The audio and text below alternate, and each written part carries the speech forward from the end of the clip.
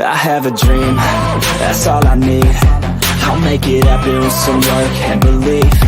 Know what I want, so I'll take it on. I've made mistakes, but mistakes make you strong.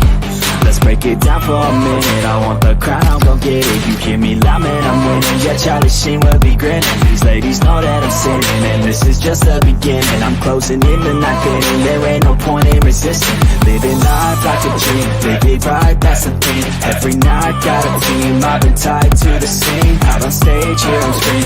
Okay, it's a dream, and I pray as a team. One day it'll be me. If I want it, then I'll get it. Head down, don't regret it. Push myself to the limit. If I play it, then I win it. I'm just saying, I'm just living for today. For a minute, I don't stay, I just visit. Have no shame, I admit it. Looking right at me to see if I succeed, to see if I believe. They're looking up to me.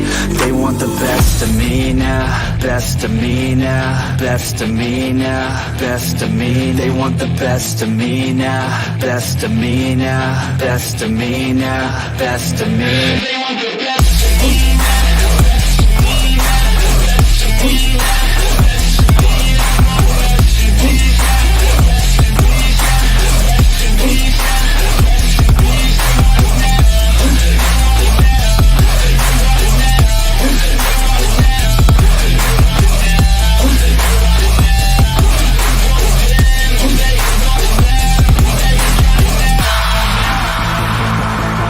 Swear to God, man, I'ma make it soon. Silence all the haters as they see us making moves. I do what I want, so I got nothing to prove. Staying motivated, teaching others what to do. I'm staying focused, my mind is open. They start to notice that I'm in motion. There is no potion. Just let me out and let me shit. Or forget about this, let me shit my pants.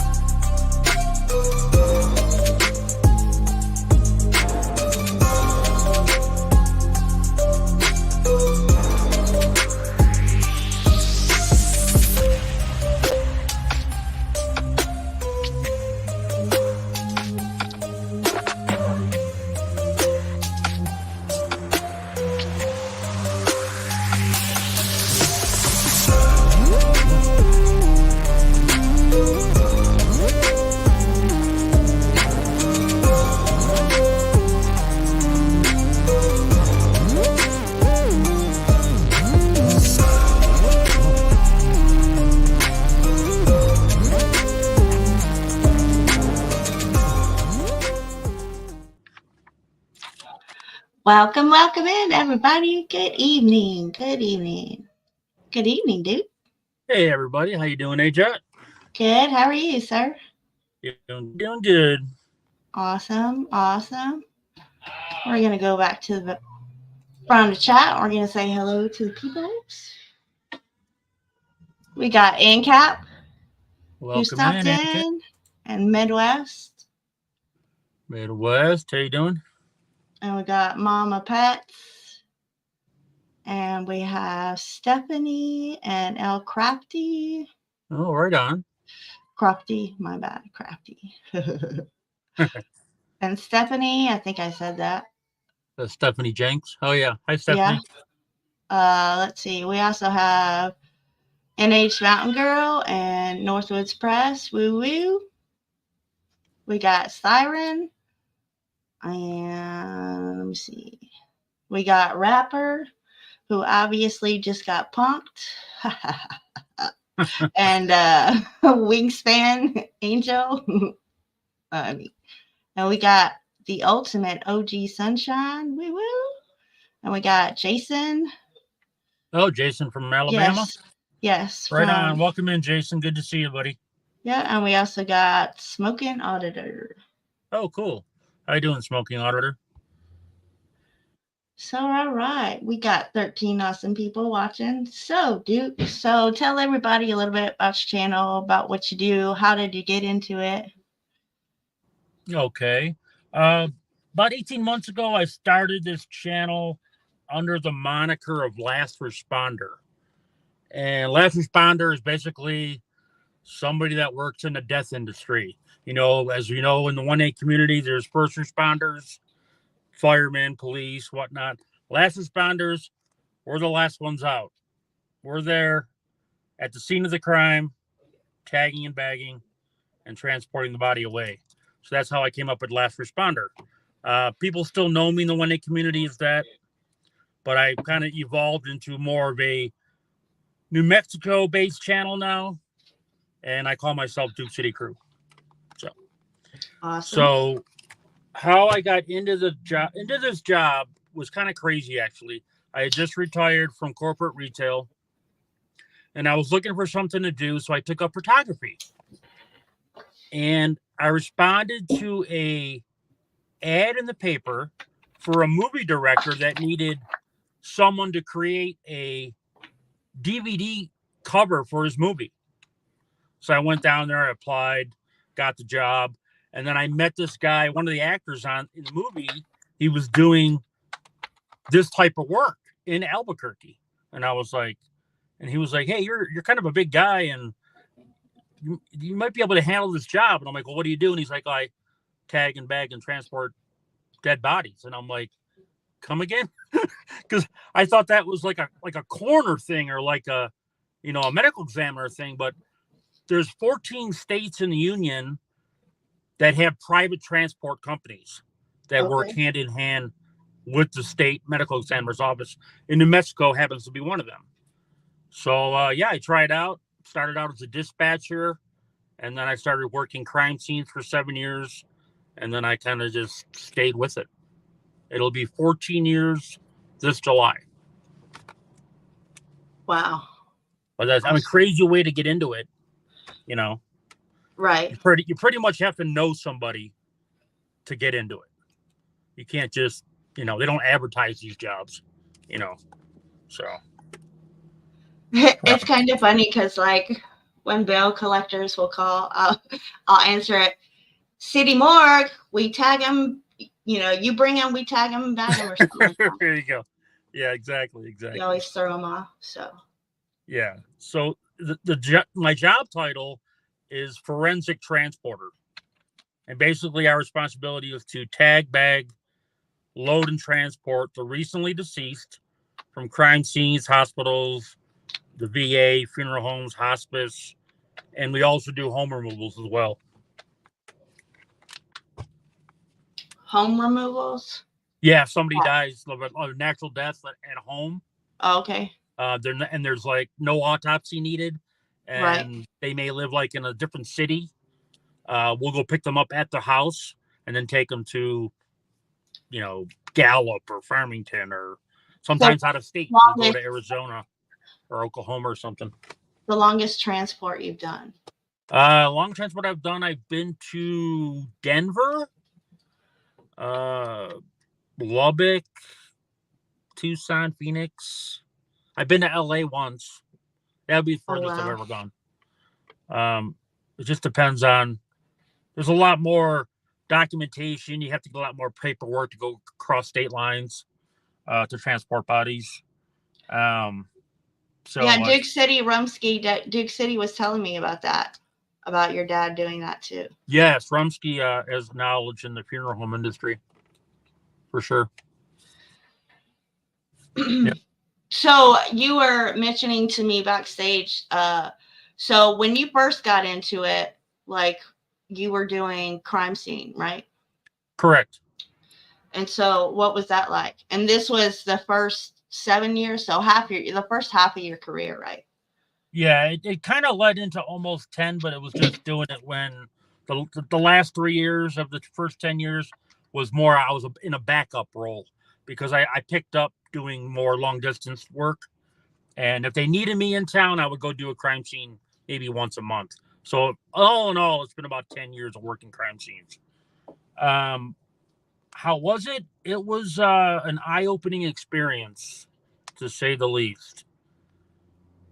I mean, you see some things that you only see on shows like Criminal Minds. You know, the most heinous acts of evil that you never know what you're going to walk into. And some of that is, it never leaves you. It doesn't erase from your mind or your psyche. Right. And if you don't learn how to compartmentalize things on the job, you'll probably end up quitting. Welcome in, Midwest. Midwest, welcome in. And it's more, although the job is physically demanding doing crime scenes because you never know what you're going to walk into. You might walk into a 4-floor apartment with only steps and no elevator, and the guy's 375 pounds. You know, it'll carry him down the steps. You got to be, it's physically demanding. Right. It may be a airplane crash or up in the mountains. Someone could have died in a kayaking accident in the middle of a river. Sometimes you have to walk a mile to a crime scene. Yeah, so it can be really physically demanding as well as mentally demanding because of what you see and hear and, you know, have to deal with. And Right. we get very minimal training. You know, we get like a class here and there on empathy and how to deal with families, but we're not trained professionals to deal with that type of thing. On crime scenes, they send out people like chaplains to deal with family, Mm-hmm. to handle that part of it. That's crazy. Siren said or asked, "What's the largest human you've had to move?" Ooh. 767 pounds. Oh man. Actually, it wasn't even my case. It was another driver had to go up north in northern New Mexico to get him. He got up there to a funeral home, and the guy had to come in for autopsy. And he called me up. He's like, you know, I need help, bro. And I get up there, and yeah, the guy was 767. It took the two of us plus 3 other guys just to get him loaded into the van. And usually when you're on scene like that, you know, at a funeral home, it's a different story. The body's on like a table or a metal table or a gurney, and it's the same level as your gurney. So it's kind of easier to maneuver someone. But when you're on a crime scene and they weigh over 400, 500 pounds, or they're on the ground, that's why they call it dead weight. I mean, that is a term. That is a legit term. Body cam, Toe is with the baby at the moment, putting her to sleep. So that's where Toe is. But he'll be here. He's lurking. So King Bluto just said he just subscribed.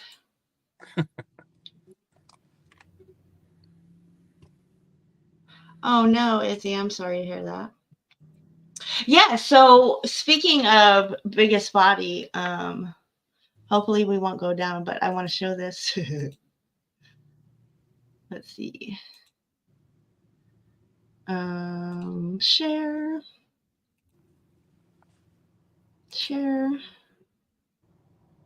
What's up, Joko? Joko, welcome in, buddy. How are you? Hopefully you can hear it. Let me see. Tell me if you can hear it. Pound body. Brent Solomon is live right now. Can Brent, you hear what it did or the no? manager I can hear it. tell you about this? Well, the manager actually just told me he may have to close now for several days after an incident that the 3 people working here at the time never saw coming. Right now, cleanup and rescue.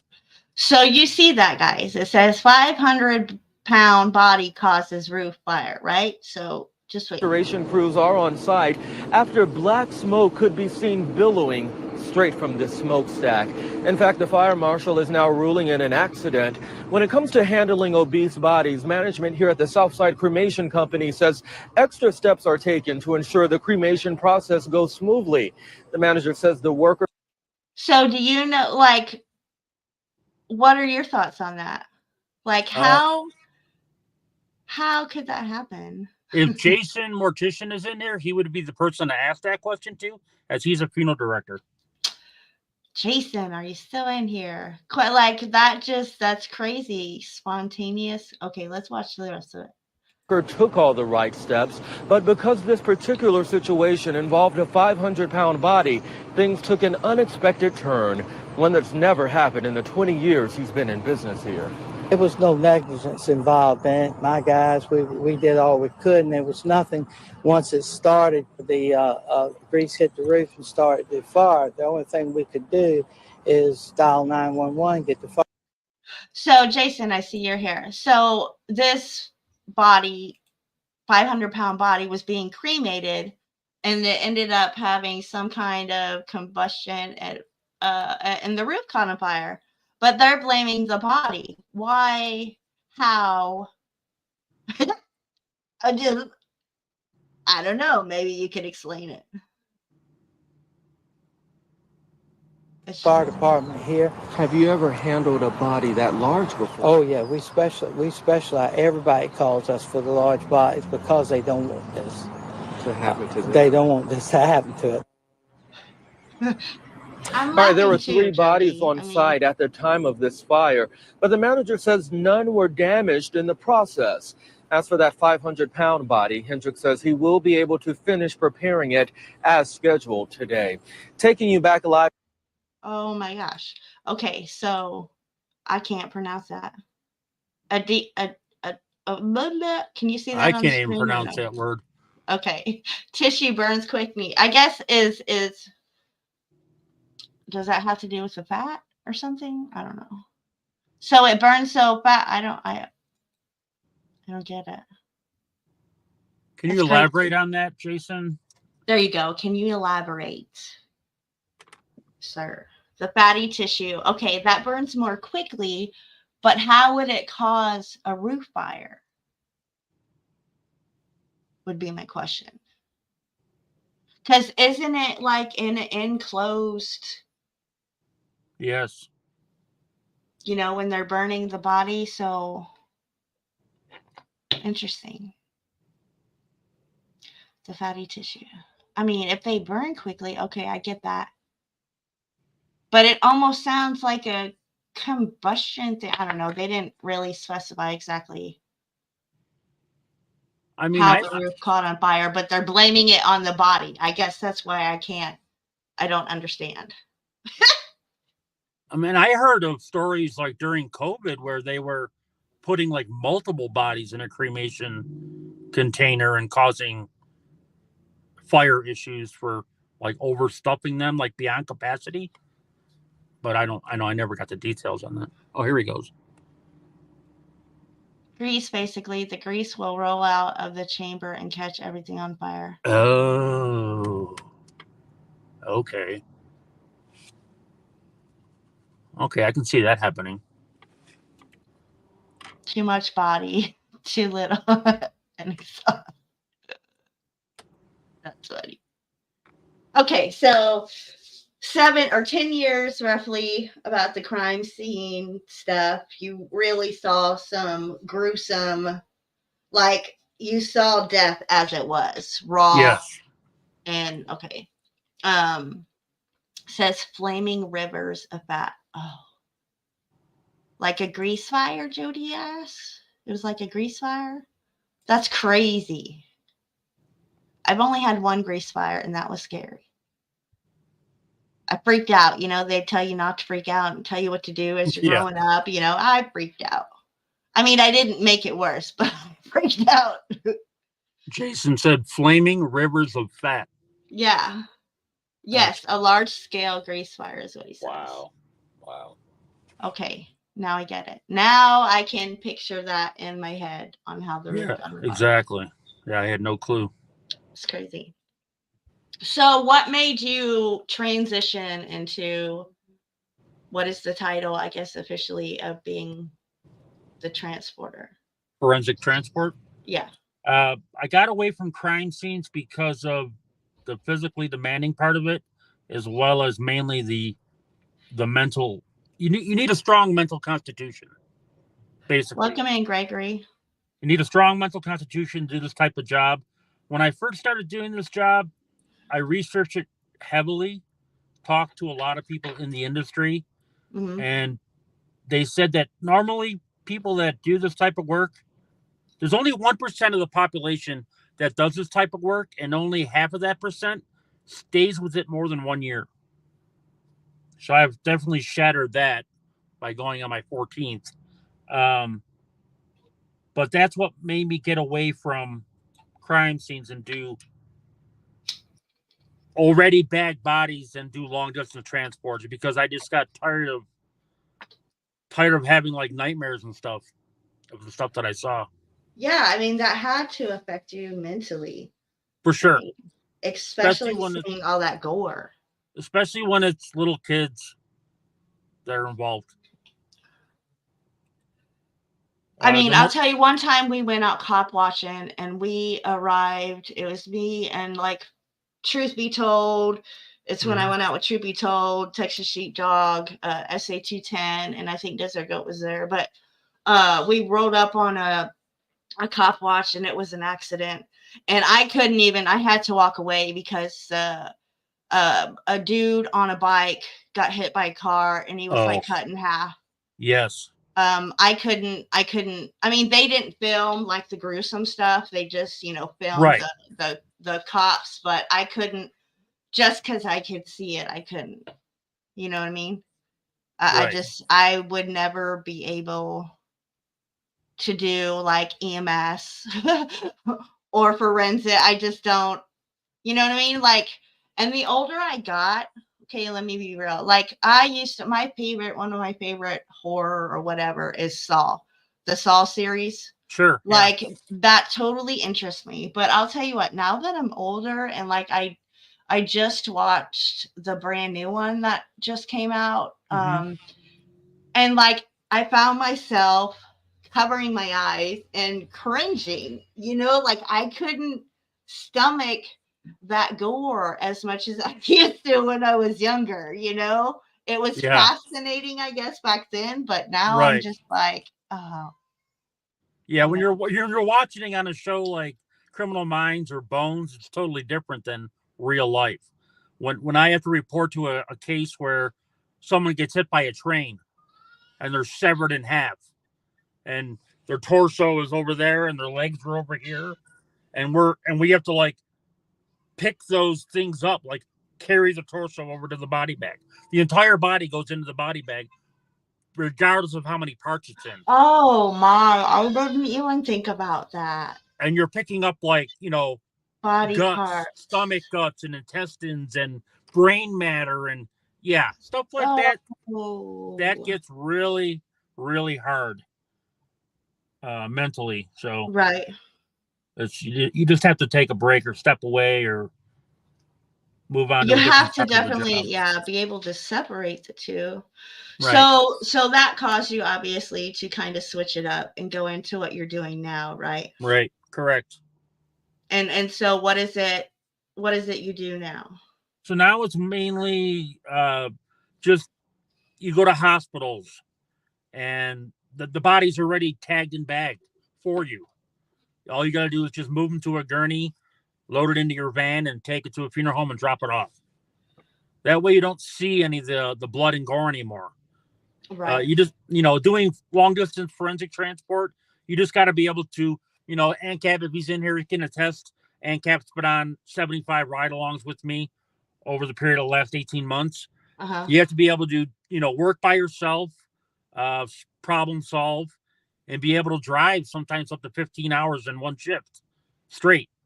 There's no breaks. You don't take a dinner break. You just got to pick up from point A and drive to point B regardless of the distance. Yeah. Because, bodies they call it timing out. Like, especially when you're doing a donor pickup. When someone dies and you're a donor, you have 22 hours to get that person from point A to point B, which is the donor service, to be harvested. After that time expires, that body becomes useless and nothing can be harvested from it. You said 22? 22 hours because 22 hours. Because they need at least 2 hours to do the harvesting. Okay. So technically it's 24 hours. Okay. But they need at least 2 hours to complete the procedure. So King Bluto, he asks, have you ever picked up a victim of a drowning that's been sitting in water? Yes, excellent question. Yeah, I mean, we've done it as simple as going to a home and having a crime scene there. You know, crime scenes aren't just murders and homicides and suicides. A crime scene could be someone died in their sleep. They just call it crime scenes because they don't really know what happened until they start investigating. But we've had people pass away in the tub or a hot tub. And if they've been in there for a while, well, the cells, floaters there. Jason said floaters. Floaters are wonderful. The skin cells die. So they become really like extra fleshy. So like if you go to grab and pull somebody out of like a tub, you know, their skin literally slips right through your fingers. And you're just pretty much grabbing them by the bone. Oh, sorry. Indoctrination, welcome in. Yes, we got indoctrination and unindoctrinated came in. Let's see.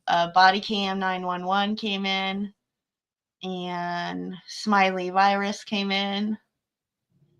And indoctrination is a, ex-paramedic EMT, so. Yes. Skin slip. So Siren, I believe, it asked, have you ever had a body disappear? What do you mean disappear? What do you mean disappear? Disappear. So you take the body from the autopsy to the funeral home. Yeah, so like when we pick up at crime scenes, we pick them up from the crime scene and we take them directly to the state morgue or coroner's office. And then once the autopsy is completed within usually 24 to 48 hours, we then go back to the medical examiner's office, pick them up, and then take them to a designated funeral home. Okay. They better not be losing bodies. Now, do they get misplaced? Absolutely. Really? Oh, yeah. Oh, more often than you think. I guess I shouldn't be surprised. You know what I mean? I mean, it's the government. Right? And then there was that one article, the one, I think you sent it to me, about bodies being stacked in that one gravesite. The one in Colorado? Yes, Colorado. Yeah, because I worked up in Penrose at a funeral home where they were stacking multiple bodies inside of a funeral home. And pretty much just leaving them there to rot. That husband and wife, they got arrested. They're in jail now for that. But Jody says she's a nurse, mainly the operating room. Well, thank you for your service. You're a hero. Absolutely. Just dropping in. Because the state morgue will deal with, like, for instance, New Mexico State Morgue, every year, the amount of autopsies that go through increases. When I first started doing this 14 years ago, I think it was like 6,000 cases a year that they would come in for autopsy. Now it's up. Last year was 9,500 cases that came in for autopsy. Smiley Virus said, my brother's body went missing for a week. We had to postpone his service indefinitely until they found him. I believe it. How? I've never lost a body, but I have seen it be misplaced because, they've got walk-in coolers that hold 200 bodies. The New Mexico State Morgue has 300 body capacity. I get that, but I mean, flip of the keyboard to put somebody in the wrong slot. Oh, okay. So you mean like a misplaced, but within the same area? Right. Yeah, they're in the building. You just can't find them. Usually when that happens, they have to get a whole bunch of people involved, and we have to go through in 2-man teams and look at every single tag on every single body to make sure we're getting the right one. Because you definitely want to make sure you're grabbing the right person. They lost him at the medical examiners. Yeah, it happens. Did they find him? How long did it take, Smiley? That's crazy. So, like, now I know you're, like you were talking about your mental, you know, when you were doing the crime scene stuff and all the gore and all that, you know, it was hard. Do you find it being a little bit easier now? Absolutely. Because now, like I said, we don't have to tag and bag. We don't have to be right there in the muck of the crime scene. You're not surrounded in decomposition or the blood and the gore of a crime scene. You're just going to a hospital or a hospice center, and the body's already tagged and bagged by the nurses, and you're just, well, sometimes we bag them there. It depends on how fast our response time is. If they want somebody removed right away, we're going there and the body's still literally warm. When we go to grab them, you can still feel the body heat. And you're putting them into the bag and then tagging and bagging them there. Yeah. So yeah, it's way easier now, mentally and physically. So when you pick up a transport, like, do you get information on like who and how, you know, they might have deceased? Or we're not told how they passed. We are told their name and their age and the location of their facility. Sometimes their age we're given, but not always, because of a lot of information is protected by HIPAA. Oh, okay. But we do get at least their name, their full name, and what facility, room number, floor number that they're located at. That's really about it. So how did, I know it's been a little bit, but I know you had 2 children on a transport. And then you told me backstage just a couple of days ago, you had a 3-day-old baby. You had a transport. Like, how did those ones affect you? I mean, I'm sure, you know, to me, I don't, like, I'm an emotional person. You know, I'm especially being, you know, borderline personality. I'm very emotion. It doesn't matter what emotion. I'm very full emotion. So the empathy in me totally, like, how does that affect you? What's your thought process? And do you think that you have to be able to, like, draw a line, you know, like almost detaching yourself to be able to do this job? You do in some cases. For instance, the last couple that I've had, the 2 siblings that I had, they were involved in a head-on collision and they died in the crash. You know, they, you know, eventually went to the hospital and I picked them up from the hospital. But knowing what happened to them and knowing that it was a drunk driver behind the other wheel that killed them, that can be disheartening sometimes. The 3-day-old baby, I came to find out that it was a teenage mom, and she her father threatened her not to bring the baby home. So she suffocated it in the hospital. Oh my God. Stuff like that. I went to go pick her up and the nurses are telling me what happened. And I'm like, I was just like, I stopped dead in my tracks. I just couldn't even fathom that. And what that girl must have been, just the fear of that, of facing her father. It's like, the baby's but not only that. That poor. If the fear of her father could make her murder that child, right? In her head, right, we can look at that situation and be like, oh, hell no, I'm going to a shelter, or, you know what I'm saying? Or, whatever the case may be. But to have such fear inside of you that you feel you have to murder your own child is crazy. Right. I mean, I've seen kids take their own life because their dad took their Xbox away. Shut up. Oh, I shit you not.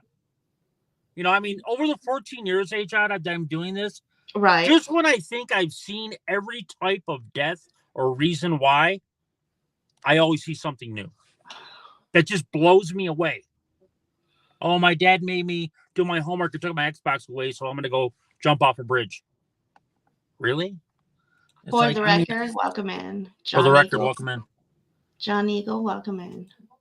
Hey, John Eagle. So, like, how do you know that these, like what you're speaking of, you know, people dying for something like an Xbox? Like, is that just, I guess, a statement, or you know that, like, I know that for a fact. I know that for a fact because I see at the end of the autopsy report, when we go pick them up back at the medical examiner's office, right? They have a document attached from the crime scene, so all the crime scene notes are on there, right? So we see why it happened, or it's sad. It's sad that things like that happen, and there's so much. There's a lot of heinous crimes that happen in our community that we're not even aware of. There are some crime scenes that never are made public, that never make it to the news, that only I hear about, or people in the death industry hear about. Right. John Eagle, that's crazy. So John Eagle says, I saw a video a few years ago where a kid unalived his mom and nearly unalived his pastor father because he wasn't allowed to play Halo 3. There you go. Like, that's crazy. Like, I've seen, you know, because my kids, you know, they watch YouTube or whatever, and I've come across them watching, you know, some YouTube videos of kids like throwing a tantrum. You know what I mean? About their Xbox, but that is crazy nuts. Yeah. I mean, you know, teenage love triangles happen quite a bit. You know, murder, suicide, stuff like that. Over a girl or over a guy. You know, it's just crazy to me. Yeah. I don't know, Edwina. Yeah. She says, I don't know how you cope with that stuff. Like, you have to have a strong mental. You really do. I did caregiving for a little over 3 years. I was with one family for the most part, but when they passed away, like, I was attached. It became my second home. You know what I'm saying? Yeah. I'm there for, you know, and I'm taking, and it was so hard. Like, I really had to, I just couldn't do that. I wouldn't be. Now, maybe if I didn't have a family like that where I was a regular, maybe if I hopped around, you know, I could have probably stayed in it. But to get attached to another family, and I mean, you know, it's coming, right? It's a part of life, but still, you get that attachment, and it's heartbreaking. Yeah, I mean, I think that's one thing we don't have to deal with as transporters. We're not there through the, you know, like a hospice person, 1 month of, you know, absolute horror dealing with the last month of your, you know, before you die. Well, and see, we have that attachment. Right. That's what got me into caregiving. So my grandfather, the last month of his life, you know, he was in Tennessee. He was in hospice the last month, you know, but the last week of his life is when we went up there. And, you know, the hospice lady came in and did what she did, you know, and she struggled. You know, she struggled. Just, my grandpa was a big dude, you know, she was doing this all on her own. So when she came that last week, you know, I offered to help, you know, so I sponge bathed my granddad, you know, did everything like that and stuff. But that's really what made me want to get it, because I saw, like, my family was grieving. And it was her job to do what she was doing, you know what I mean? Even though she was kind of struggling at it, but my family was grieving. I mean, I was, you know, I could step up, you know, I was grieving, but that's how I was grieving, was showing him that last week that, you know, I cared for him. I wanted to help, you know, make it easier as possible. At least that's what I told myself in my head, right? Yeah. So that's what made me want to, you know, help, because I saw how my family was grieving, but yet, you know, that one, my grandfather getting ready to pass, he still needed to be taken care of. You know what I mean? Yeah. And so it was like, I get it, I got it, and I wanted to be that one that helped, you know. So yeah. I'll see it on the faces of like hospice nurses. I'll see it on their faces when they've had to take care of someone for, you know, months at a time, and then they pass. They really get affected. I mean, they hide it. They try to hide it pretty well, but right. I can see right through it. I can see that it's painful for them because they become so attached. Right. And the longer that you're with somebody, you know, the longer they're in hospice, or the longer you're taking care of somebody, you know what I mean? Right. It definitely gets to you. You have to try to separate. But I know backstage, like you said, if I ever stop feeling the empathy and stuff like that, it's time to leave the industry. Yeah, it's definitely the time to leave. Like I mean, I was because you're telling, just numb, right? You don't, right. I mean, there's no enjoyment out of Right. it. Yeah. You have to be able to feel something. That's just this human factor. I mean, I was telling AJOP backstage that I see law enforcement officers on scene cracking jokes over the dead. I'm like, the freaking disrespect is it's ridiculous. It's like, how do you not have an ounce of empathy for this family? Right. You know, the mother or the daughter or the child is sitting right there 10 feet away, and you're cracking jokes. I just want to take those guys out back, you know, give them their own private body bag sometimes. It's just ridiculous. Jason said, still feel the family's pain after 30 years. OG Sunshine said, I was thinking of becoming a PSW. Then I thought about it and decided I wouldn't be able to do it. What's a PSW? Yeah, I've never heard PSW before. What, Jason, do you know what a PSW is? I don't know either. Or OG, what is it? So Jason does the funeral aspect, right? He owns it. Jason's a funeral director. A funeral director. So you pick it up from the morgue, or I mean, no, from the, well, is it the morgue? It would be the morgue, right? Yeah, the morgue. From the morgue, and you take it to the destination, a funeral home, I guess. So right. I mean, funeral homes also pick up their own bodies too if they're like in the same city. Right. But the long distance ones, because of the cost, they hire private transport companies to do it for them. Okay. Kind of like the middleman. Right. So you've done transports that are like actually across state lines? Yes. Okay. Yeah. The territory that the company I work for now, we go into southern Colorado, western Texas, and eastern Arizona. So we have to cross state lines all the time. Oh, personal support worker. Gotcha. Oh, okay. Right on. Jason said he's done many removals as well. Yeah, funeral homes do a lot of home removals and hospital removals. So, Jason, when you get the body, like what happens at that point? I'm sure you got to get him ready for the service. But I know you said a comment about an open casket with somebody who was, doing an open casket from somebody doing an autopsy, I think is what he said. I don't know. Smiley says there was a scandal in Bakersfield a few years back after a man was wrongly unalived by police. And then the cop that accompanied the body to the morgue was caught on camera playing with the body. What? That's just absolutely ridiculous. I just don't understand that. And taunting him. What? Yeah, I've seen cops taunt the dead. Yep. So, like, what would they do? Oh God. In my first couple of years that I worked crime scenes, I was up in the mountains, and this gentleman it was a murder-suicide. He had killed his, I think it was his best friend. They were out hunting, and they were drinking, and they got in an argument, and the guy had shot him and then shot himself. And the cop literally, I was going down to grab the deceased and bag him up.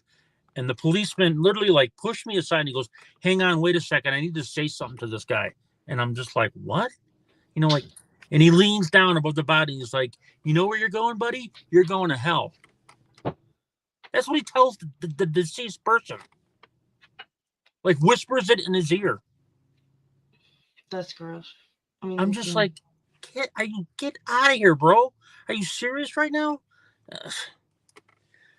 I just don't get it. I don't understand how people can be so evil and cruel like that. Honestly. And especially coming from, well, I guess it shouldn't surprise me, coming from law enforcement. So the way in the 1A, how we've seen how officers treat the public. So Dove says, does anyone else wonder how you know the ashes you get back are actually your loved ones? Like, that has crossed my mind. That's a question for Jason. So Jason, how do we know that our ashes are who they are supposed to be? Smiley said he was manipulating the man's head and limbs and pretending to speak to him. Oh, George. That's just messed up.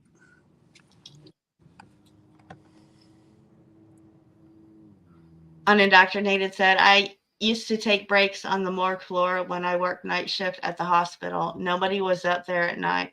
They would move any bodies that were getting picked up at night down to the dock area. Yeah, the dock area usually has where the morgue is located, like in a hallway that's right near the dock. Normally in a hospital. That's how they're set up. Did you ever work a scene and the deceased woke up or wasn't dead yet? A matter of fact, yes. No. I just told this story not too long ago.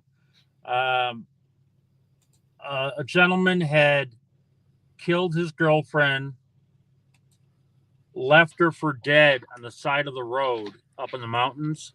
Right. And somebody called it in, and then they called us, and then we had to go to the scene. And I arrived, and a police officer was like, "What are you doing here?" And I'm like, "Well, I'm here to pick up the deceased." And he was like, "She ain't dead yet." And I'm like, "Then why am I here? Then why am I here?"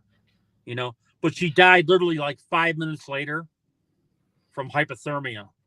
And that was one of the first scenes that I ever saw someone die right there in front of me. Like, she gave out her last breath. That was rough. That was rough.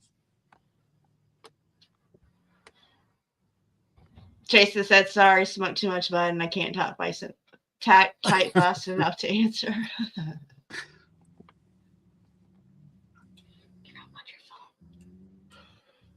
Now I have to remember the question that I was going to ask. Oh, the answer is yes to the, I don't know. Oh, we were asking about the ashes. Oh, yeah, the ashes. I might have smelt the flowers a little too much myself, but that's okay. Enjoying your time off. Yes. So what would you say? How does death and the cops, how does that intertwine?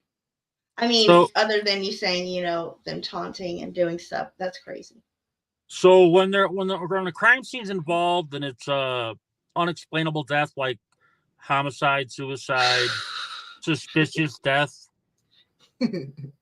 law enforcement shows up on scene, and between detectives and crime scene technicians, they have to investigate it. So we work side by side with them. The detectives will also show up the next morning at the coroner's office or state morgue. And they'll watch the autopsies being done from a gallery. And, autopsies start every day, 7 a.m. and go till 6 p.m. And that's every day, 7 days a week, 365 days a year. There's bodies So coming in and out. Why would it take, what would cause like an autopsy to take longer than it should? When there's drugs involved, poisons, or diseases. Because like lab results need to go out and come back. Right. Technically, if none of that has anything to do with the death, an autopsy takes about 2 to 3 hours. So like if it was a murder, just like a murder, that would come back faster than somebody who died in a car crash because they were drunk. Correct. Is that what you mean? Okay. Yep, that's exactly what I mean. Yep. Yeah, sometimes more extra lab work has to be done and things need to be sent out. And depending on if they're backlogged, it could take maybe a month sometimes. The New Mexico State Morgue is second in the nation next to Quantico. So, like, people literally come to New Mexico and train at our coroner's office because they're that good. Being next to Quantico, you can't get any much better than that. So New Mexico is definitely a teaching morgue, I guess you could say.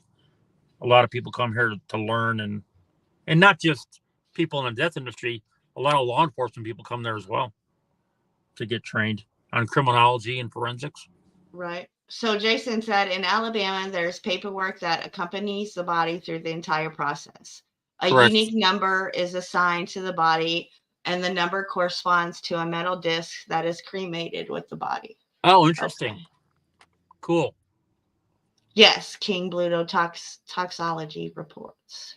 Yeah, that's what Jason said is similar to how when we tag and bag bodies at a crime scene, we have what's called there's two types of seals. There's a soft seal that's kind of like when you go to the hospital and they put that little wristband on you. Right. That goes on either your ankle or your wrist. It doesn't go on the toe like you see in the movies. It doesn't. Okay. And then there's something called a hard seal, which is a hard plastic zip tie. And that's where you write their name, date of death, where you picked them up from, the crime scene address. Right. And then it has a 5-digit number that gets attached to that case. And that's how they identify and keep track of bodies. Wow. So Siren asked, who was the most famous person you picked up? Oh, excellent question. The most famous, like, Hollywood person? Welcome in, Linda, and Ann Cap is back. Ann Cap, welcome in. Linda, welcome in. The most famous personality Hollywood-wise I picked up was the gentleman from I Dream of Jeannie. Not the main character, but the sidekick. I can't think of his name. The actor. Oh, I don't know. What was really crazy about that case was the funeral home picked up the body initially from the hospital. Right.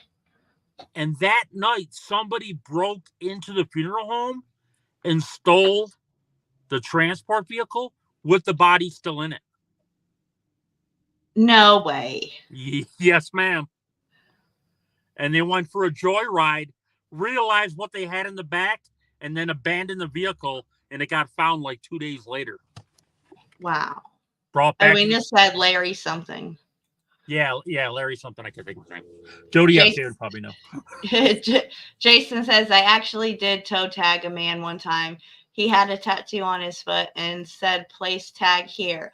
I felt obligated to do it. Really? Wow. Holy cow. So Linda asked question, have you seen the new white blood clots if you are doing a bombing? Guess that would be for Jason. Yeah, that's for Jason. Have you seen the new white blood clots if you are doing an embalming? I don't know what that means. I don't know. My stream's on from SWAT calls. That is crazy. And Cat Cop Watch, like I said, he's been on about 75 ride-alongs with myself. So he knows what a transporter does and how it operates. That would have been an extra charge if they'd been caught improper whatever of a body. Jason says, I'm not sure I should say. Oh, okay. But now I really want you to say. But not if it's going to get you in trouble. Right. And Cap says embalming is the word. Clot shot is what they're talking about, Edwina says. I still have no idea. My cousin actually has a tattoo on his foot like that, King Bluto says. That's crazy. I mean, funny crazy. You know, and Cap said he learned a lot from the ride-alongs. Yeah. I mean, although the death industry is a serious subject, you have to be able to have a sense of humor.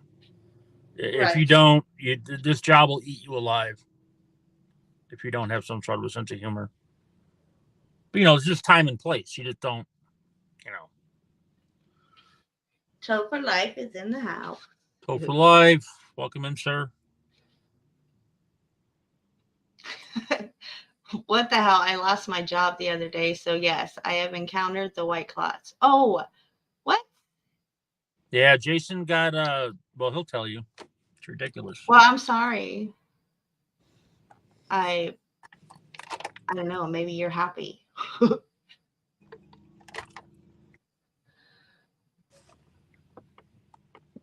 So there you go. That's your answer, Linda. That's crazy.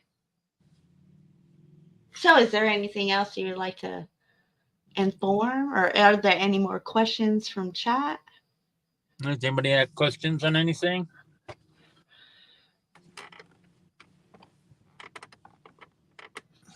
Feel free to ask.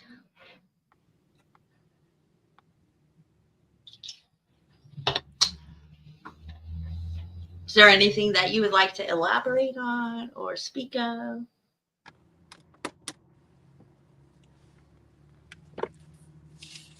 I mean, I like it when it comes from the audience who wants to ask questions, but I mean, there's a lot we could talk about. We probably need maybe 2 or 3 more hours. But I mean, if people want to learn about autopsies or decomposition or, Yes, let's talk about decomposition. Let's talk about decomposition. All right, sounds good. Decomposition is bad, Jody says. And Jason said, I got fired because I took a family side when they complained about my manager to the State Board of Funeral Services. Well, yep. Amen. And tyranny is crazy. It's everywhere. Absolutely, because Jason sided with the family. He got reprimanded for it. It's ridiculous. Oh, so that brings up my question about, before we go into the decomposition, the organ donation, I know you said there's 22 hours. Right. That you have to get it to them. Yep. But you were telling me backstage that there's actual, funeral homes or whatever will try to talk the family out of it. Is that correct? Yeah. I mean, Jason can attest to that. I'm sure. I know Jason's not a fan of donor service, and he can tell you why. Coming from funeral director's mouth, he could tell you why they frown upon that. So why do they frown upon that, Jason? It's like, to me, Jason, it's the last wish of the person that passed away should be followed through, but it doesn't always happen that way. Deb says, watching my father join Heaven's choir and his body go pale was horrific. I'm so sorry for your... I'm sorry, Dove. Yes. I was let's see, my oldest is 21. So I was getting ready to have him. It was like, I was like 8 months pregnant, and I got this phone call from a hotel where my aunt had been living at. It was one of them, in town, extended stay hotels. And they called me and told me that, they did a wellness check on my aunt because they hadn't seen her. She was a regular. They hadn't seen her. And that I needed to come and identify the body. Mm-hmm. Granted, this was, I was 8 months pregnant. I had to call my mom and tell my mom, hey, your sister's dead. She committed suicide. She OD'd on pills. Wow. But I had to do all that. And at that time, my mom she couldn't think, like I had to help with all that. Now, granted, here's a little backstory. My aunt was living in the hotels because she was previously living with me, but I was pregnant. I had just gotten married. I was living that kind of life. And here I tried to take in, my aunt, who was, an addict. And I couldn't take care of her. I would come home and she would be in this recliner, and she had smoked a cigarette and fell asleep in the burn holes in my stuff. Like, it was too much for me being a new wife, and this was my first child, you know what I mean? That I was having. So all that was new. And I said she had to go.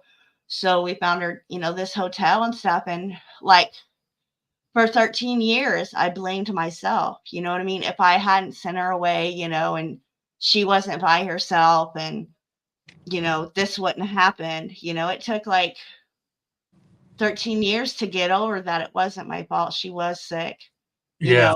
And of course, in that process, I'm starting to learn who I am and my unique, stuff. I Mm-hmm. suffer from mental health, and I've talked about it, but I'm who I am today, from learning and being the best that I can be, Yeah. Yeah. I mean, amen to Toe for dealing with me. What's up, Jamie? So good to see you, hon. We got coin artists that popped in. I appreciate that, Linda. I mean, it was something that was difficult. That was like the first time anybody close to me.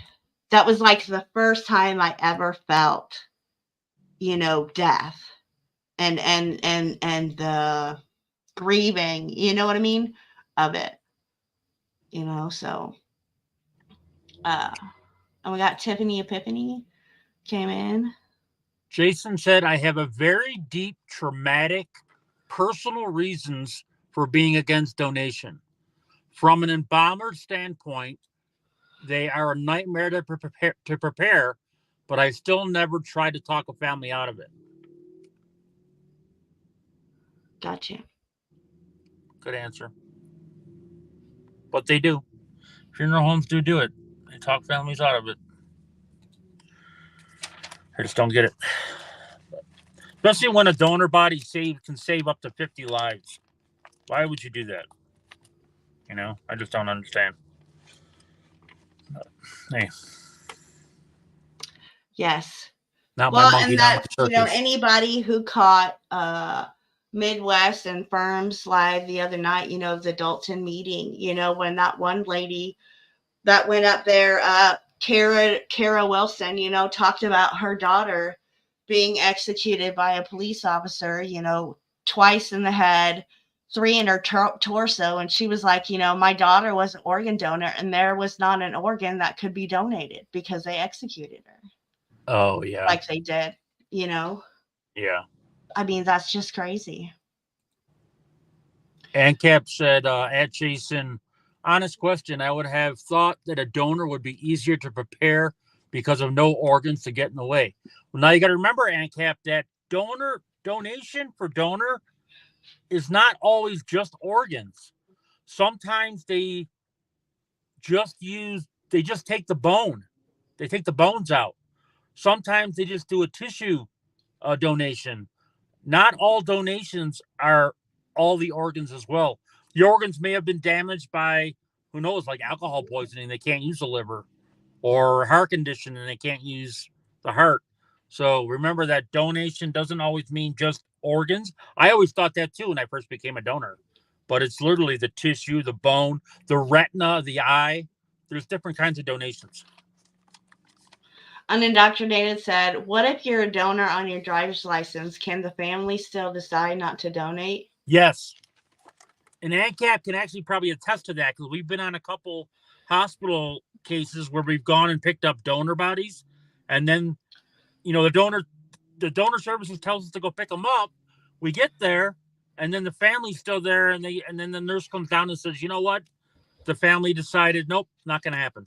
But why? How can that legally? Yeah, that's something I'd have to look into. I don't know how they can obstruct. Come on, I thought you had all your notes. No, I'm just kidding. Right? I mean, I would think it would be illegal, because it's no different than a DNR. Do not resuscitate. Right. You know what I mean? If I have a DNR, you know, and something happens to me, like Toe can't override. Well, no, I think he can. Yeah. If we were married. Well, common law, you can have a say if it's common law in Texas. Shh. They don't have that here in New Mexico, but Jason says in Alabama, the family has to consent regardless of what the DL says. So what's the purpose of having it? You know, what's the purpose of saying you're going to be an organ donor? You know what I mean? Like, if it doesn't matter whether I want to be one or not, let's say I don't want to be one, you know what I mean? But my family wants to be one, wants me to be one. Yeah. Like, I'm sorry, that's not cool. Right. I'm definitely gonna retouch with this and get back with you on that. I'll talk to my donor. I'll talk to my donor service colleagues and get that information, so we can revisit that. You're so sweet. Much love to you, Linda. Yeah, that's totally BS. Not cool. Cowboys 8, welcome in. It is a way for them to approach the family. That's just, no. I mean, that's like your last wishes. That's like your last will, a testament, to me, in my eyes. I mean, because you can always change your donor status. Right. But apparently it doesn't matter. So. Yeah, I mean, I don't know if, like, when you die, does the body have rights anymore? Now that you've passed. Do you not have rights? But that's the whole point of the question. Yeah. I mean, after you die, do you want to give your organs? You see what I'm saying? Right. To somebody. Right. Right. Unindoctrinated. It's against your personal, personal choice. Jason says it doesn't matter by law. The body has no rights. Right when I'm dead. But as a living person, I have the right to choose if I want to be a donor or not. So why is that right not fulfilled? All right. Yep. Yeah. I mean, that's crazy. I'm definitely going to look into the law about that stuff. I mean, I've even picked up from funeral homes before that, when they have a donor body and they know it times out, I've gone to funeral homes where they don't even put them in the cooler. They just let them sit out on a table, unrefrigerated. It's like, why would you do that? I mean, I can understand if there's like no space in the cooler, because some funeral homes only have really small, like, walk-ins that hold maybe anywhere from 2 to 6 to 10 bodies, and they may be out of space. Right. But I mean, go out and buy a couple bags of ice. Do something. They make these cooling devices that are like blankets that you plug in that cool a body that you could lay over the top. I mean, I just don't understand why you would just leave somebody out on the table, for a transporter to come pick up and not So be refrigerated. Jason says the body becomes quasi property. I get that. But again, I'll go to, then why is the question even asked? Dreamy says, nope, no one's getting bits and pieces of me later. That is creepy. Look, I honestly felt that way for the longest time. But I am choosing to be cremated. And because I'm going to choose to be cremated, if I have, by the time I die, a working organ, or organ or something like that, then by all means, if it means saving somebody's life or giving someone's life a longer lifespan, then by all means, yes. Yep. You know what I mean? And I know that my family will fulfill my requests, on that. But, that's crazy to think that, somebody could not fulfill your wish. An unindoctrinated asks, is it easier for a donation if you're getting cremated? So I guess, Jason might be able to answer that. It would be like contesting a will. Yeah, I mean, they should have to go through the process of contesting my organ donation request, is how I feel. Yeah, exactly. Yeah, I definitely want to research this now, big time. Linda says, what do you do with bodies that are donated to the body farm afterwards? Oh, the body farm. I don't deal with bodies that go to a body farm. Maybe Jason could answer that.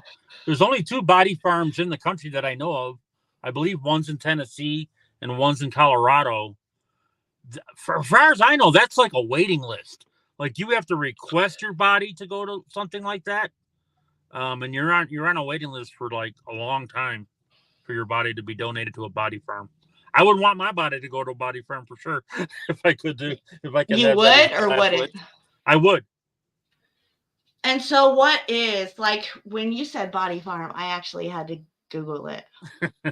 But before you answer that, Alpine asked, did you see my question about the body popping up? So let me see what he said.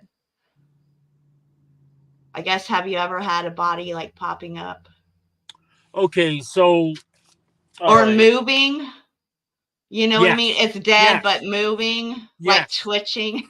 Yes, because, okay, now it's a rare thing, and Jason could attest to this, but it's something called purging. And it's normally like, longer in the decomp process, like days longer, where a body will start releasing like gases out of the, from the gases forming in the stomach and intestines. They'll moan like a zombie. Like one time I was driving, and this is the first time it happened to me, H.O.T. I just picked up a body at the state mental hospital in New Mexico. So I was thinking, it was just like an escaped convict. I mean, I was terrified. It was because it was literally like only a month into my doing this job, and I picked up at the state hospital, and it was like right around Halloween time.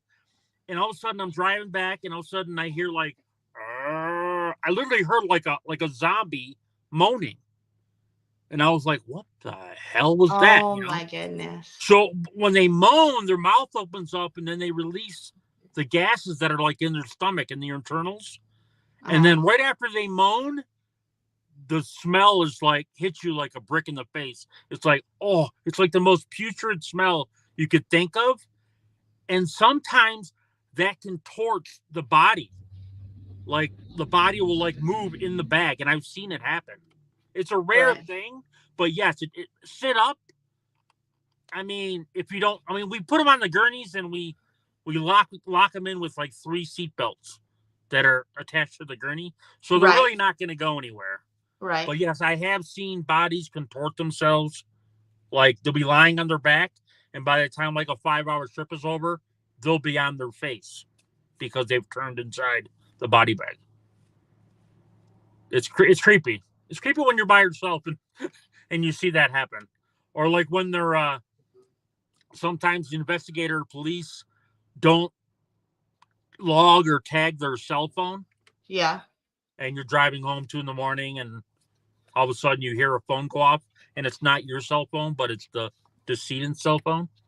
Has that happened to you?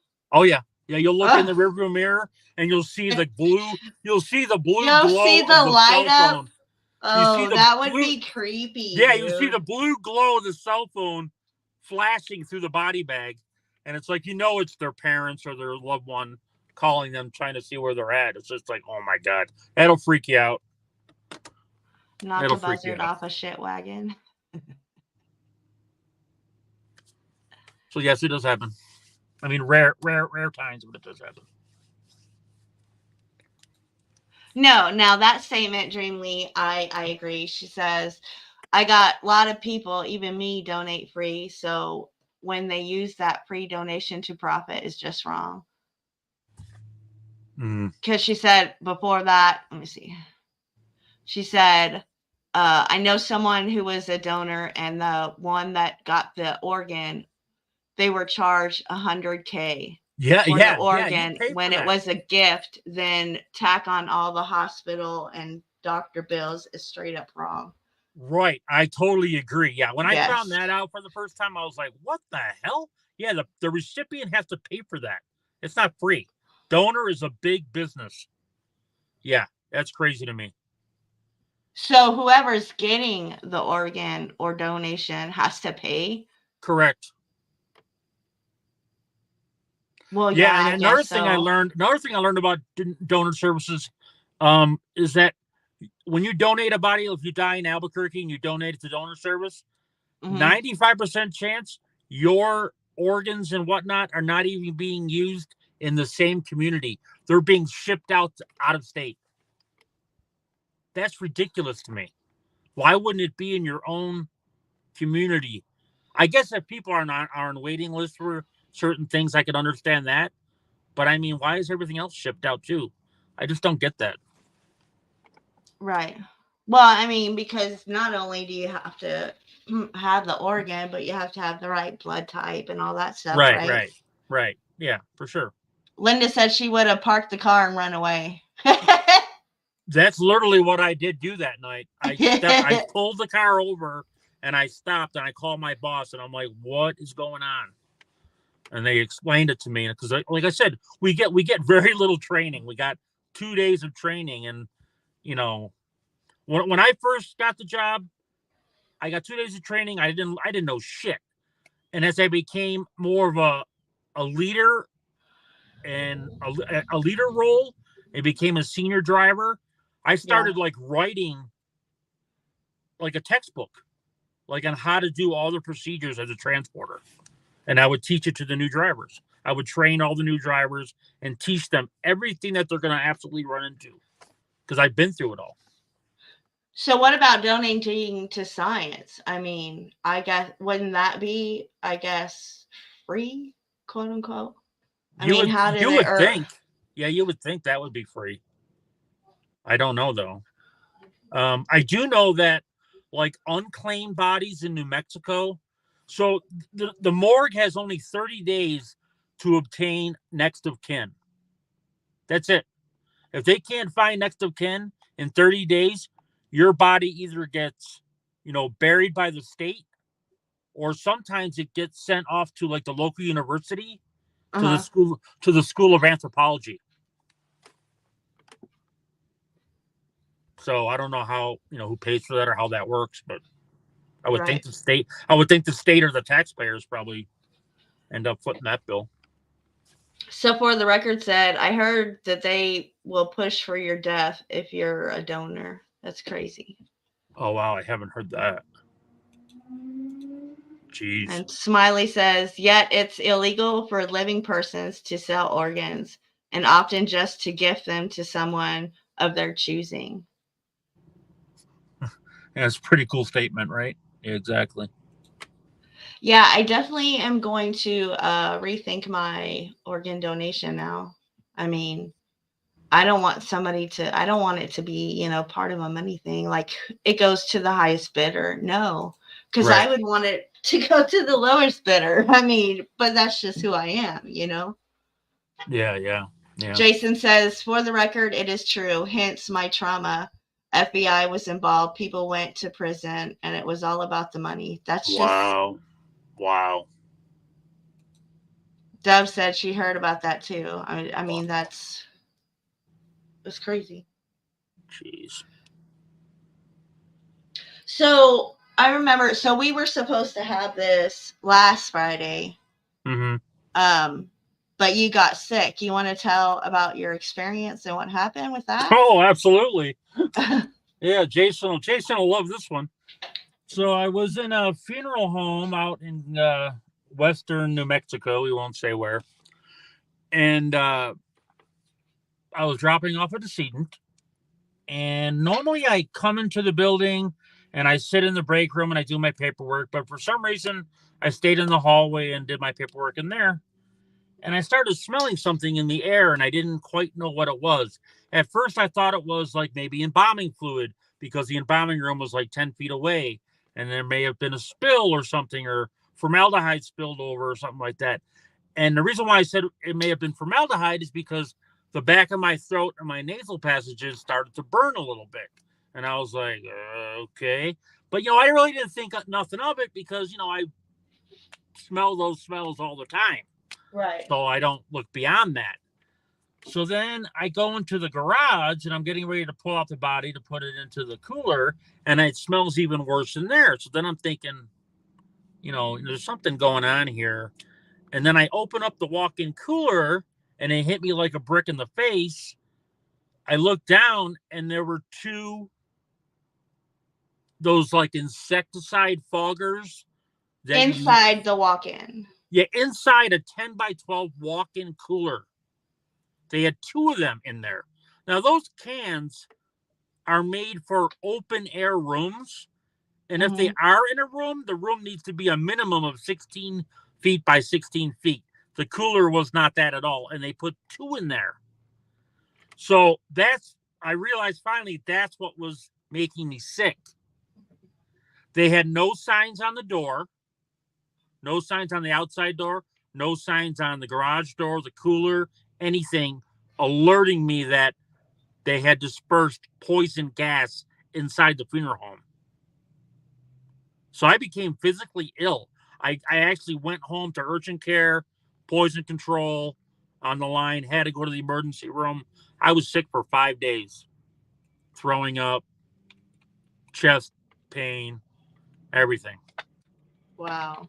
So I reported it to the New Mexico Board of Funeral Directors, as well as the state environmental agency, because not only for my own reasons, but when I saw those 2 dispensed foggers inside the cooler, right, it wasn't.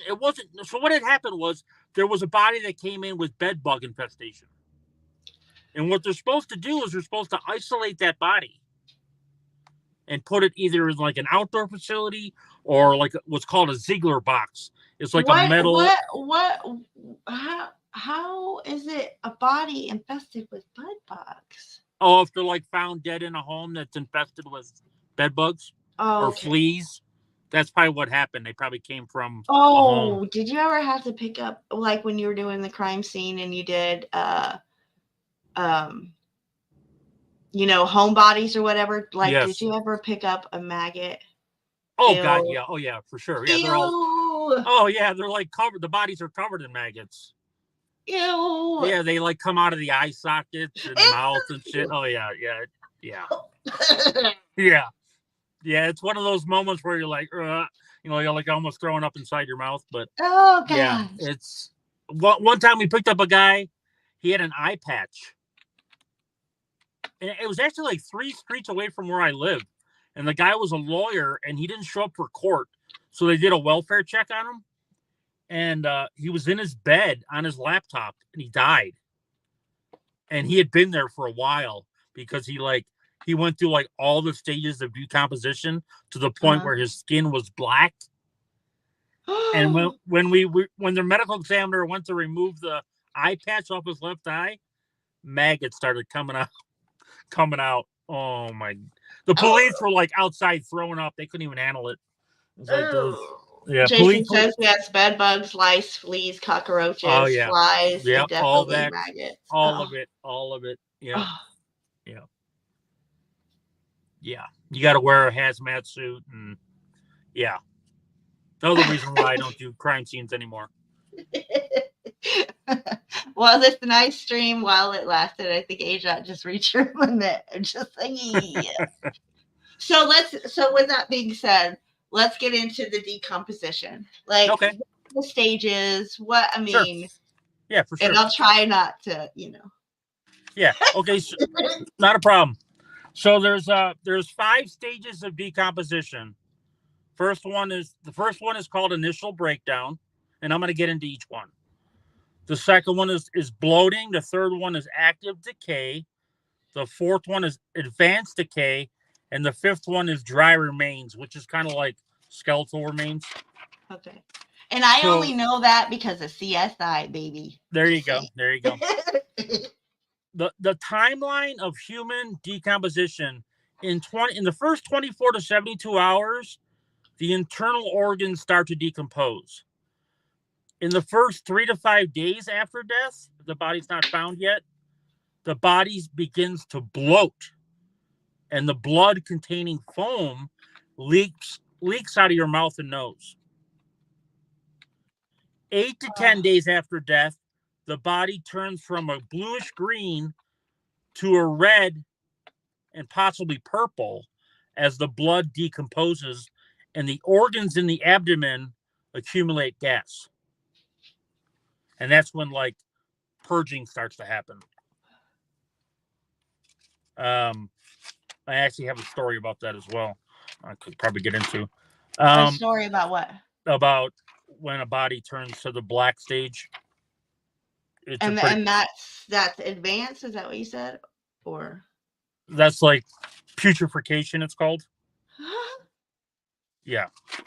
So decomposition 8 to 10 days after death, once the stomach and internal organs create gas, this is called purging. The body, in rare cases, will begin to moan like a zombie and emit gases out of the mouth and other exits, I'll just say. The smell is putrid, to say the least.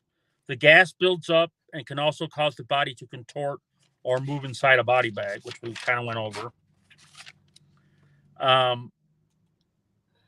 The brain, so people ask, what organ dies last after death? The brain. The brain and the nerve cells require a constant supply of oxygen and will die within a few minutes as you're decomposing. Mm-hmm. The next to go will be the heart, followed by the liver, then your kidneys and your pancreas, which can be into the first hour of your death. Then your skin, the tendons, heart valves, cornea last up to 24 hours before they decompose. And then the blood will start pooling inside of you and patches appear on the skin within the first 30 minutes of the death. And that's kind of how time of death is determined. They look at blood pools on your back or your lower back, and they can determine. There's a calculation for it. It's some sort of equation. Let me think if I can think of it real quick. I know it's I don't know if it was a doctor that created it, but it's an actual equation. I have it. I know I wrote a note about it. Give me 1 second here, because I wanted to talk about how they determine time of death, because it's fascinating how I never knew how they did it. Right. And some guys can do it. Experienced medical examiners, they can do it just by one quick glance. Right. Okay, so time of death is determined by 2 main factors: rigor mortis, which is stiffening of the muscles and joints several hours after death, and number 2 is lividity, which is a skin discoloration of bluish green to purple or red color that occurs because of post-death pooling and settling of blood. So time of death is based on body temperature. Okay, here it is. So it's an equation called the Gleister equation, Glaister. So at the time of death, your body's temperature is at 98.7 degrees. And every hour that passes, the body temperature drops by 1.5 degrees. So they use that calculation to determine time of death. So Janica asked, she said, doesn't the blood pool to the extremities? Yeah, doesn't the blood pool to the extremities? Oh, Jason, I think can answer that. I from what I've seen, I know your feet swell up when you die, and your hands will swell up, so that does make sense. But I know when they determine time of death is they look at the back. They look at like the small of the back and just above your waistline is how they look at the blood pooling. Hypostasis of the blood. I don't know if I pronounced that properly. Is what Jason said. Mm-hmm. And then, rigor like mortis I said, is another name for her Viagra. Stop. Jesus. Extra cheese, please. So have you ate? What are you having for dinner? I had enchiladas with red sauce. I already ate, but you know. Oh my, that sounds good actually. Jason says blood pools to the lower parts of the body. Okay, there you go. Yeah, when it gets to the point where it's like black and putrefaction starts, like 4 to 10 days after death. A black putrefaction occurs 10 to 20 days after. That's when your exposed skin starts to turn black, bloating collapses, and fluids are released out of your body. Yeah, it just gets really nasty. So on a story, like I said, I had a crime scene one time in New Mexico. It was just unbelievable. It was a third floor. It was like a house, and it had 3 floors, and there was like apartments in each floor. Yeah. There was nobody living in the second floor apartment, but there was somebody died in the 3rd floor apartment, and he had been up there for a long time before they figured it out. So he had been down for so long that he was lying on the floor in his kitchen, and his remains were seeping through the floorboards. So much, Ajot, that it went through the second apartment, the floor, and went through that floor down to the 1st floor where the guy was living in the 1st floor. And he kept noticing like a black substance coming out of his ceiling. And it was like falling into his kitchen. And he was like cleaning it up with just like some paper towel.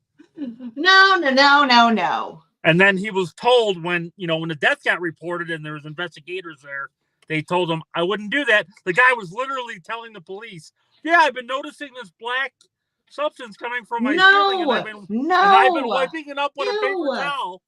And the cops like, don't do that. That's human decomposition. Sorry. I mean, yeah, death isn't always unicorns and rainbows. So sorry. No, I know, but oh my God. I mean, we could do a whole nother live panel just on cases that I've seen.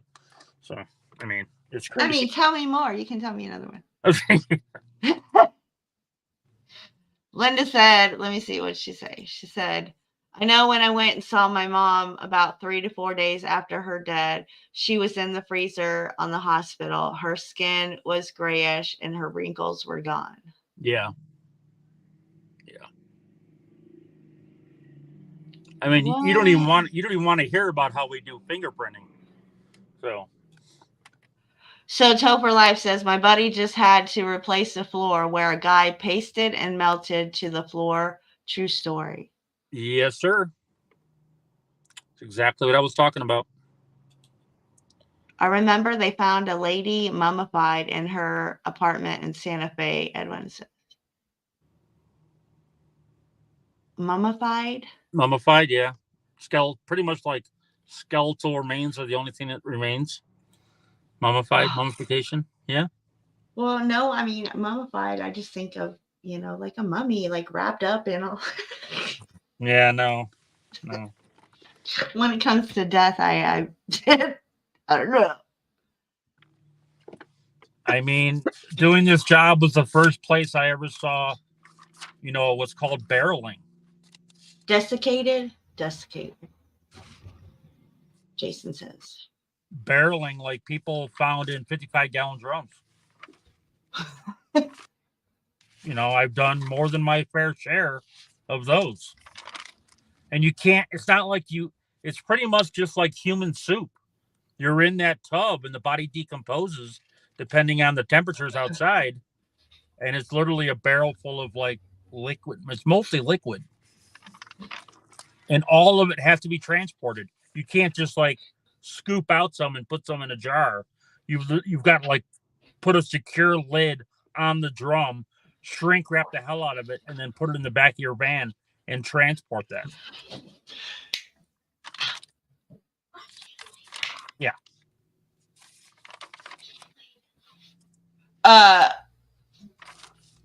Alpine said those people that drank the water from the tank where the girl was rotting for weeks at the Cecil Hotel. How were they?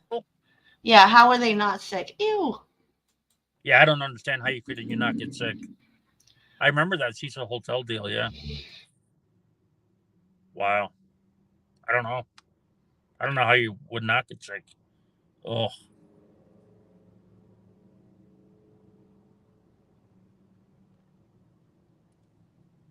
Oh, did I lose you? No, I'm here. Oh. My son walked in. Sorry. I thought I lost you. Oh my gosh. So Linda says, can you take fingerprints on a body that has been in water, not the victims? Not the victim? Wait a minute. Like, can you pull fingerprints, I think is what she's asking, from a body that's been in water? Yeah, so what they do with fingerprints, and this is really I've seen this done because when you become a transporter, you get to have like a tour of the autopsy area, and you get to watch an autopsy being done. And how they do fingerprints, oh my God. So they literally like cut the skin off the fingers, and then they fill them with saline solution, and then the doctor or the technician will help. He has to literally put the skin of the finger over your finger, so it has like rigidity, and that's how they do fingerprints on those types of bodies. But that would be the victim. Do you know? Yeah, you might not even know the answer. Like for evidence, like if it's a murder, like can you see if there's other people's fingerprints on them? I think is what she's. Oh, I don't know anything about that. Yeah, I have no idea. That'd be a crime scene technician type question. So I have no clue. Or at least I think. I'm sure. I don't know if I don't know, but that's an interesting question. That is a really good question, though. That's an excellent question, actually. I will find out. We could revisit. I will ask. Izzy is in true crime stuff, or Queen Kaylin too. Both of them, Kaylee, both of them might be able. They know that crime scene stuff. Jason says, if you're drinking tap water from any hotel, you probably are immune to most anything. Jeez. Oh my God. Quincy MD did it back in the day. Oh, there you go. Yeah, good old Quincy. We're dating ourselves now, Jason. Talking about Quincy. These youngins in here, I think they know more about Dookie Howser. Smiley said, I doubt it. They can't lift prints off guns in waters after only a very short time. Oh, there you go. The Kelly Rodney case, I don't know that one. Yeah, that one I don't know either. The most famous case that I personally picked up in the state of New Mexico, you would have to Google it, is the Victoria Martin case. And Martin is spelled Marten. Say it again. What was it? Victoria Martin, Marten. And I picked her up. She's a 10-year-old little girl. That was the most difficult crime scene that any investigator in New Mexico had to deal with. Everybody on that scene, we were just in shock, literally in shock. I mean, there's a lot of after case therapy that had to be done for a lot of people. It was the most heinous thing you've ever witnessed. You know, in a nutshell, she was a 10-year-old girl.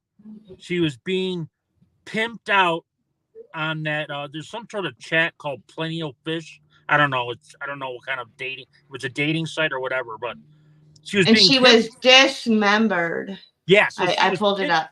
She was pimped out by her mom. She met this guy online on Plenty of Fish, and the boyfriend and the cousin of that boyfriend were using the 10-year-old girl and her sibling for sexual pleasures, like pimping her out. They filled her with methamphetamine and alcohol while they sexually assaulted her. And then they dismembered her and burned her body, AJ. Yes, it says that she was dismembered, remains partially wrapped in a burning blanket in her mother's apartment.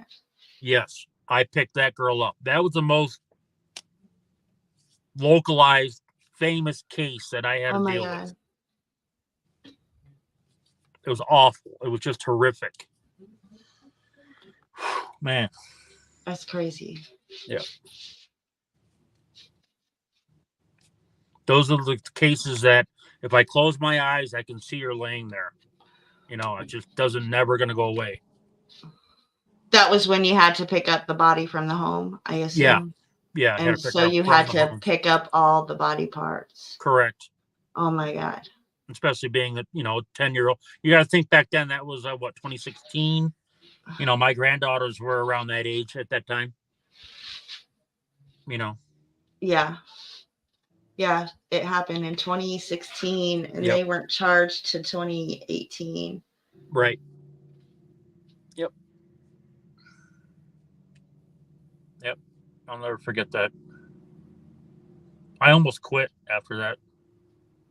I remember taking like a month and a half off. I almost didn't come back. Yeah, that would have been a hard one for me. Yeah.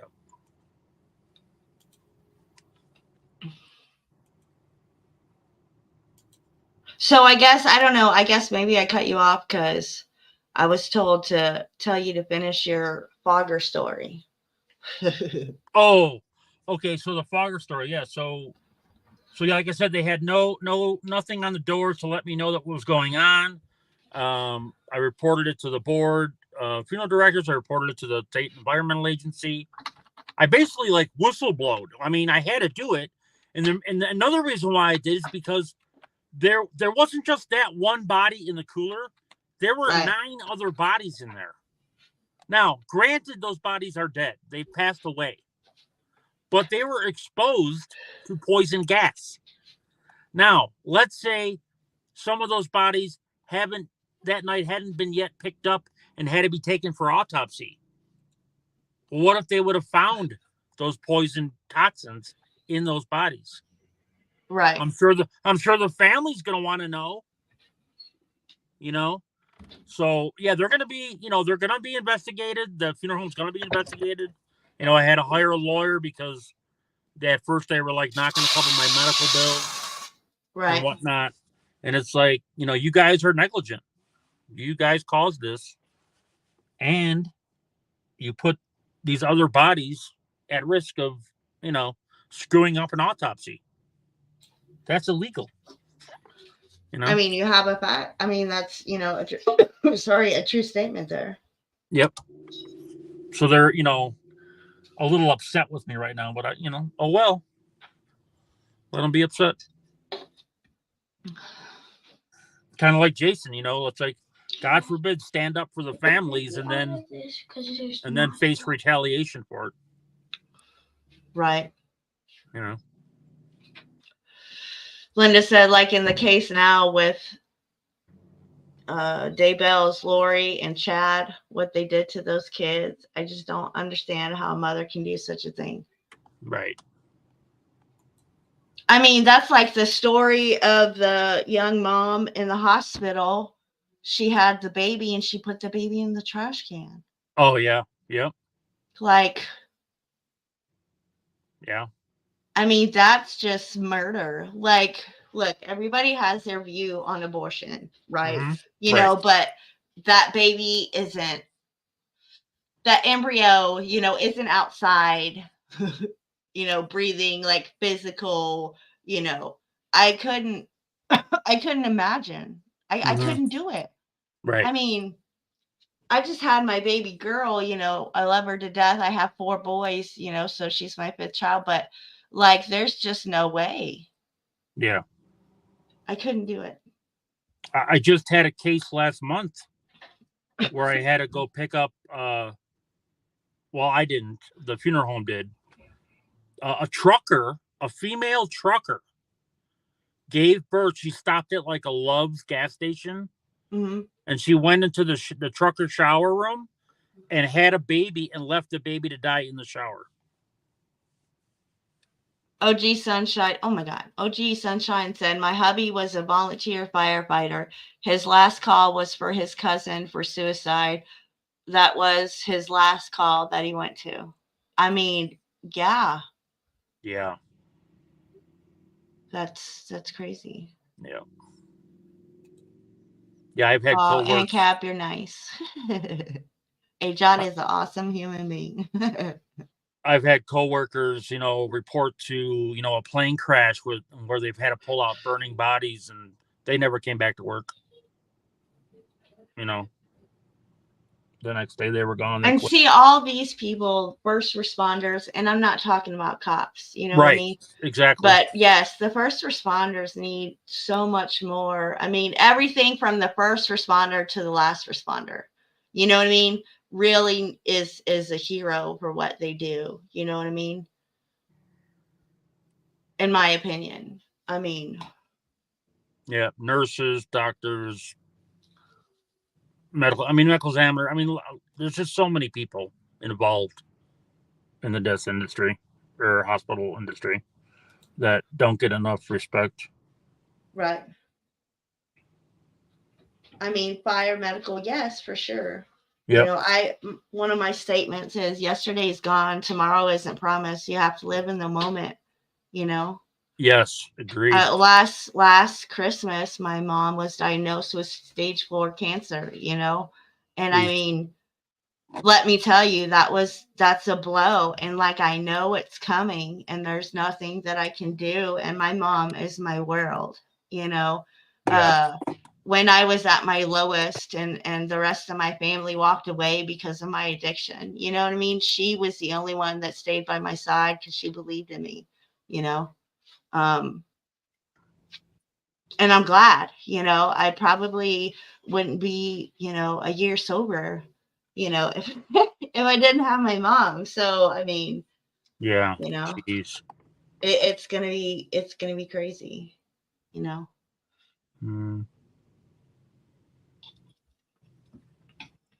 Well, I appreciate you having me up on the panel and being able to talk about the death industry, because this when I first started doing this job, nobody talked about it. It was a taboo subject. And I'm like, I think the public needs to be educated on things like this because a lot of it gets hidden. Right. You know, so I appreciate you having this discussion for sure. tonight. I mean, you know, it's like you said, nobody, you know, talks about it. Right. And it's not talked about because nobody wants to talk about it. But, you know, I just want to give like I don't know what they call them, like at the very end of movies, you know, when they show a clip, like a secret cookie. I don't know what to call it. But anyway. Yeah. Like a trailer. You know what I'm talking about? Yeah. Yeah. Okay. Right. So probably, you know, a month from now, maybe a little bit more. We're shooting for, you know, by the end of May. We will have a part 2 of this and talk about the Mississippi graves. Dukecity went there. He was part of FEMA. He got to experience it. Right now, there's a gag order on anybody who was there. They're still doing their investigations. So, you know, once that's done and the gag order is taken off, Dukecity will be joining me again as we talk about the crazy madness that happened in Jackson, Mississippi, right? Correct. Yes. The 215. Yep. Yes. So, and that's why we kind of did this, you know, just to talk about it, because, you know, part 2 is going to be an amazing story as well. Right. You know, those in the 1A, the corruption side of it, you know, the cover up of the police. Yep. Right. And then the other side of it, of those families that didn't know until they found out, you know what I mean? Right. And the experiences, you know, I will say that he got to talk to he got to notify some people, talk to them, you know, stuff like that. But I don't want to tell too much more. But yeah, so there will be a part 2 on that. And I hope everybody, you know, will come again and join that for that as well. Absolutely. But yeah, I mean, if anybody else has any more questions, again, I thank you for your time. And this has been an awesome almost 2 hours, and we had a great chat going on, very engaged. And thank you everybody for coming and showing, you know, your support. Yeah. Thank you, everyone. And so Linda says, I knew an ambulance guy. He was called to a traffic crash. And when he came out of there, it was like his son who was dead. He was never the same after that. Oh my goodness. Yeah, I know. I mean, I couldn't imagine, you know, a couple of years ago, I had a roommate who was my best friend. You know, he was a big guy when we were growing up, and then he had that, you know, surgery, that lap band, and he lost weight, and then he found out, you know, his kidneys were failed, so he was on dialysis, and then he found out, you know, that he had an aneurysm. Well, he never told me about the aneurysm part. One day, truth be told, was over, and we were talking, and we heard this thud. And we walk into my roommate's room, and he was on the floor. He was, you know, getting up, but something just wasn't right. You know, he was kind of slurring, you know what I mean? I thought for sure it was, you know, a stroke or something, you know, and I'm like, I'm calling the ambulance, and this stubborn mofo was like, no, you're not, you know, I'll be fine. Just give me a minute. But I knew in my heart that something was wrong, and I had to call. So I ended up calling EMS. And one of the EMS guys knew his father, because his father used to be chief for the volunteer fire department there in the city where I was, you know, so they knew him personally. But unfortunately, my friend, by the time the ambulance got there and he left, he was talking like a baby, just gibberish. Oh my goodness. Yeah, so he ended up having an aneurysm explode in his brain. You know, he died 2 years later, but, you know, I was the last one to see him, to talk to him. And that was probably one of the worst experiences I've ever, you know, had to experience. But I'm just, you know. Yeah. It's like, see something, say something. Right. Absolutely. I mean, yeah. But anyway, that's a little touching moment. But, you know, they're up there in heaven and happy, and they're watching down on us. And, you know, I have to remember the good times, you know, not those, you know, last moments. Right. But yeah. So again, thank you so much. You are awesome. I love what you do. Thank you for what you do. Thank you. Appreciate And everybody in chat, please make sure you hit that thumbs up. Much love. Definitely. And can't wait till we see again. All right. Have a good night, everybody. Thank you so much, Jason.